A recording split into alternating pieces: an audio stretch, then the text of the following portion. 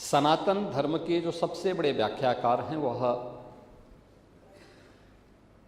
महर्षि वेद व्यास हैं। वेदों की परंपरा को जिन्होंने लिपिबद्ध करके आने वाली पीढ़ी के लिए दिया,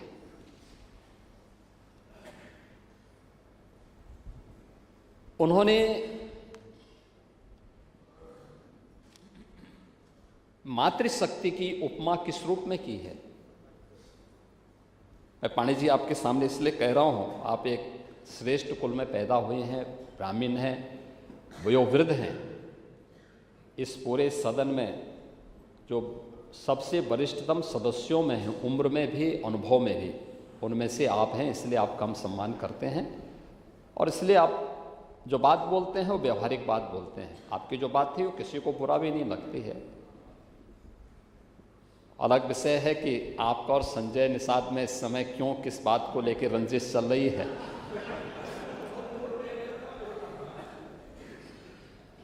और लगता है कि आपकी पोखरी का भी ठेका करके आ गए लगता है।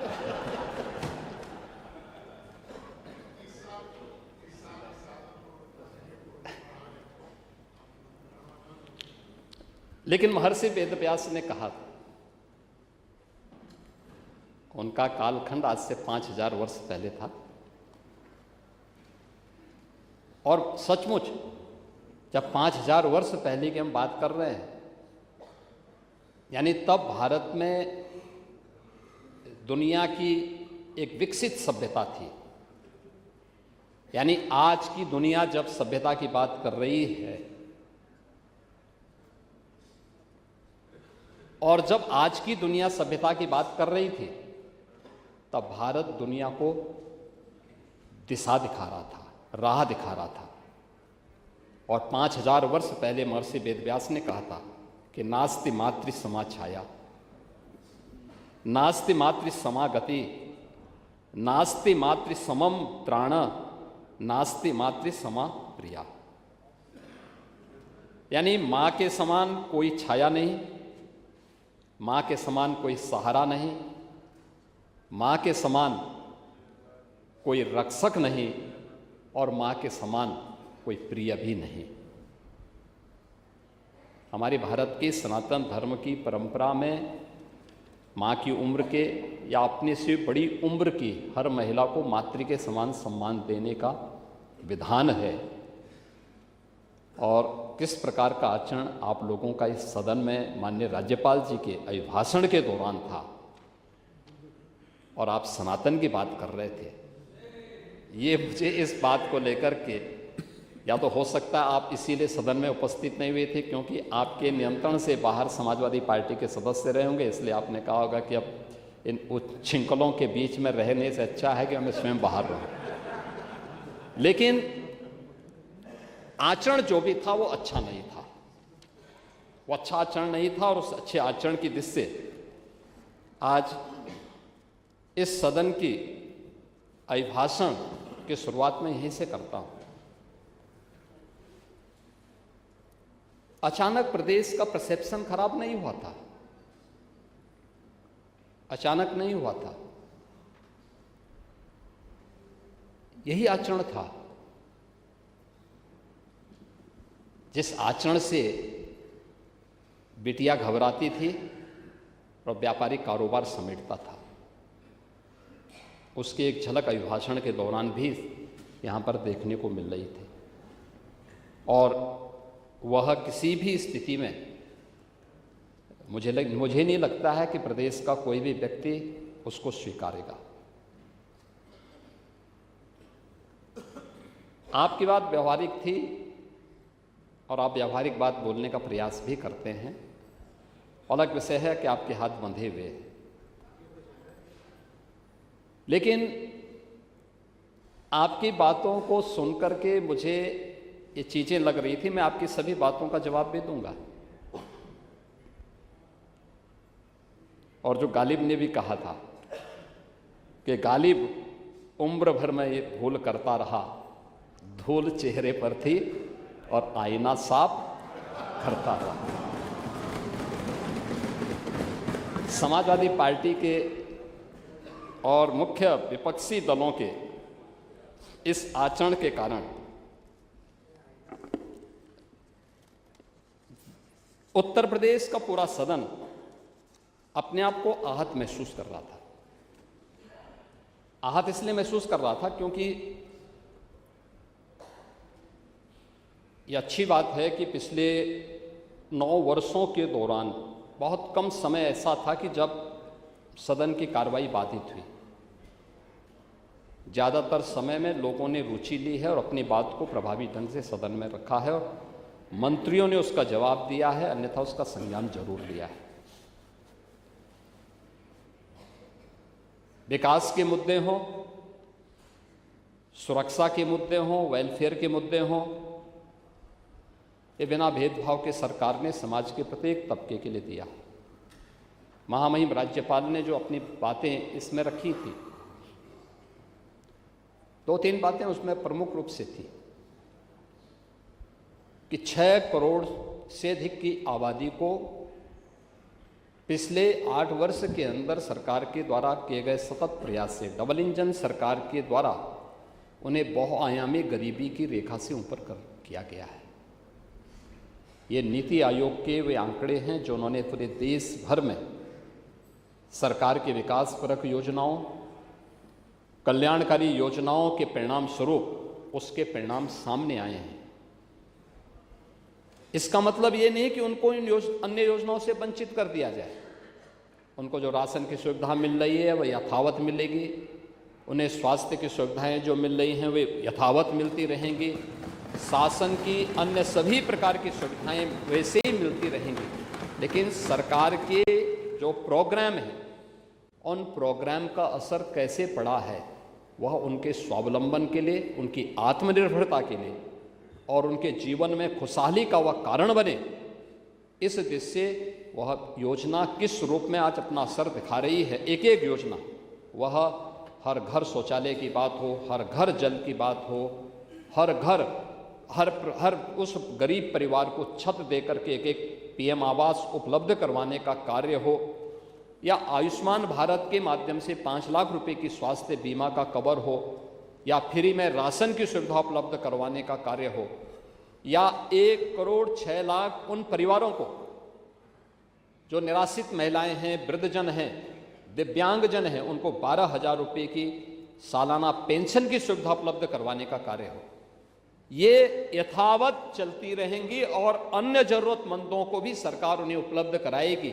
यह सरकार उसके साथ जोड़ रही है, ऐसा नहीं किसी को रोकने के लिए, बल्कि उसमें और क्योंकि उसके परिणाम आ रहे हैं, लोगों ने विकास की इस प्रक्रिया के साथ जुड़ करके उसका लाभ लिया है। सरकार इस बात को लेकर के ही आज इन कार्यक्रमों के साथ उस परिणाम के बारे में भी सदन को अवगत करा रही है, क्योंकि उपलब्धियों के साथ साथ भावी कार्य योजना ही दस्तावेज होता है राज्यपाल जी का।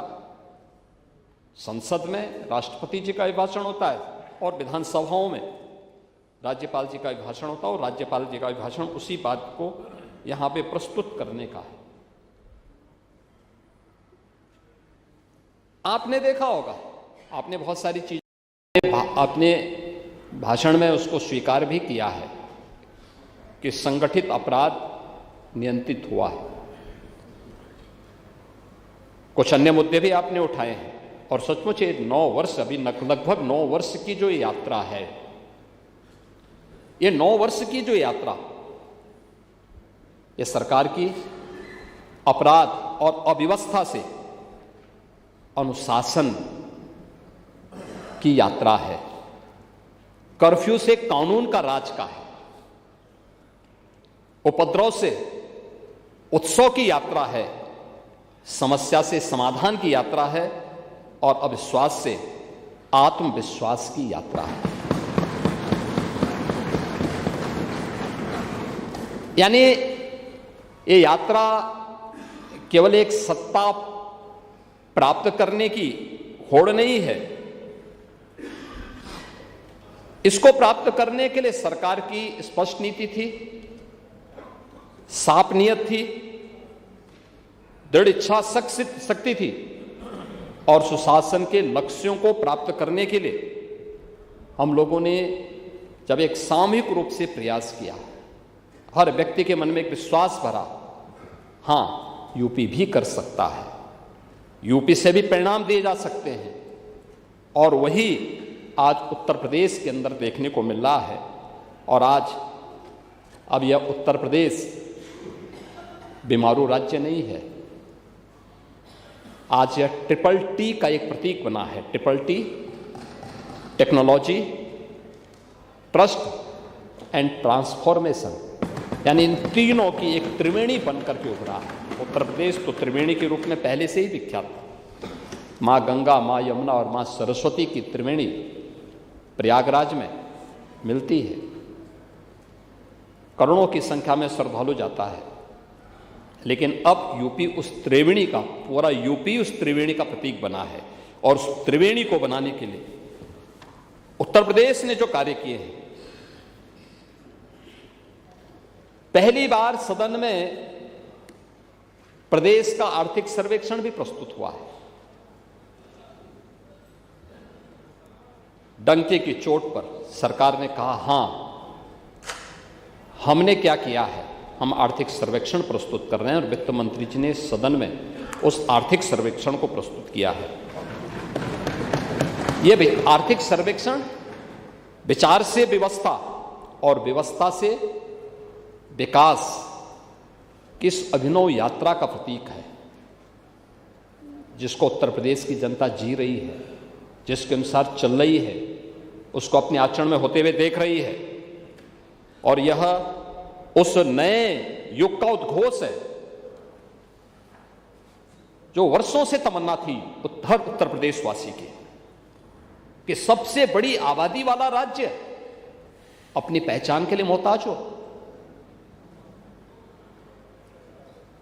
उसको शक की निगाहों से देखा जाए।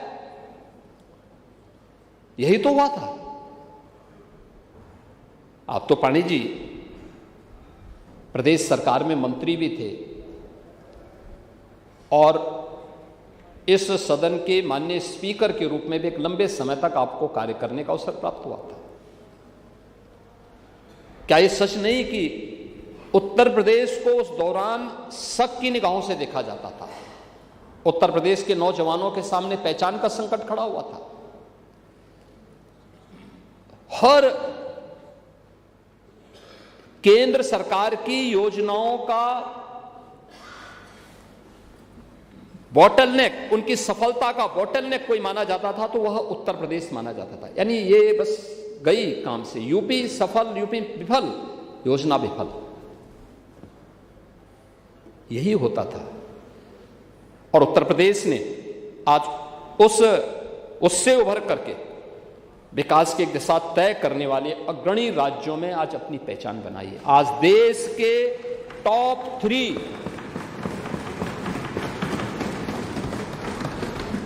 अर्थव्यवस्था, उनमें से यूपी एक है। अब यूपी को कोई बीमारू नहीं कहता है।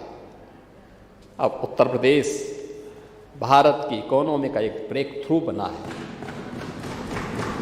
भारत के विकास का अग्रिम इंजन बन करके उसको लीड कर रहा है। लेकिन जो 17 के पहले थी, नीतिगत उदासीनता थी,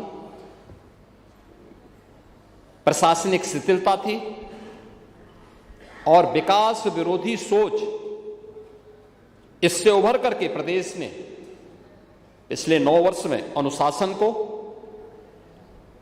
एक सुदृढ़ नेतृत्व को और स्पष्ट शासन दृष्टि के साथ विकास की अपनी एक नई परिभाषा गढ़ी है। एक नई परिभाषा के रूप में आज उत्तर प्रदेश आगे बढ़ा है। और आज इसी का परिणाम है कि जो आर्थिक सर्वेक्षण आया है, इस सरकार की वेलफेयर स्कीम के माध्यम से जो कार्य हो रहे हैं, जो रोजगार के सृजन हुए हैं, जो निवेश का विस्तार हुआ है, सामाजिक सुरक्षा के माध्यम से प्रदेश के अंदर प्रत्येक नागरिक को बिना भेदभाव के एक सशक्त, सुरक्षित और आत्मनिर्भर बनाने के निर्णायक कदम उठाए हैं, उसका परिणाम हम सबके सामने उस रूप में आज देखने को मिल रहे हैं।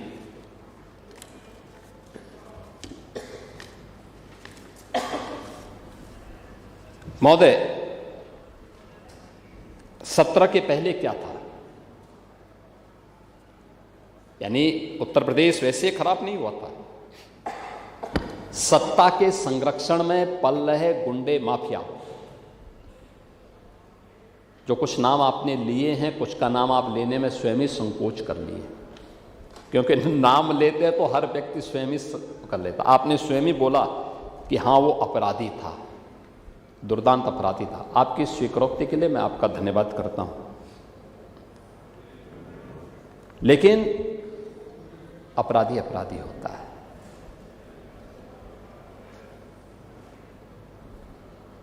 सरकार ने पहले दिन जीरो टॉलरेंस की नीति की बात कही थी और सरकार आज भी अपने जीरो टॉलरेंस की नीति के तहत ही चल रही है।